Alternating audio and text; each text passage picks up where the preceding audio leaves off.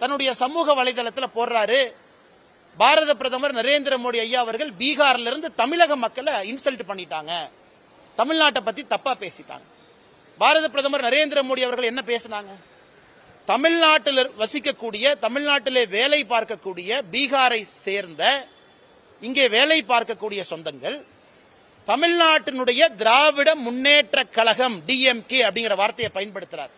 திராவிட முன்னேற்ற கழகம் கட்சியினுடைய தலைவர்கள் அவமானப்படுத்துறாங்க. இதுதான் பாரத பிரதமர் நரேந்திர மோடி அவர்கள் பீகார்ல தேர்தல் பிரச்சாரத்தின் போது சொன்ன வார்த்தை.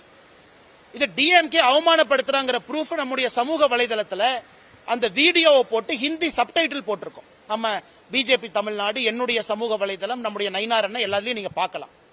அதுல எப்படி தயாநிதி மாறன் அவர்கள் பீகாரில் இருந்து இங்கே பணிபுரியக்கூடியவங்களை மிக மோசமா பேசினாங்க. டிஆர்பி ராஜா, திரு பொன்முடி, திரு ஆ ராசா, இவங்க எல்லாமே வேறு வேறு காலகட்டத்தில் பான்புராக்கு வாயன், டாய்லெட் கட்டுறவங்க.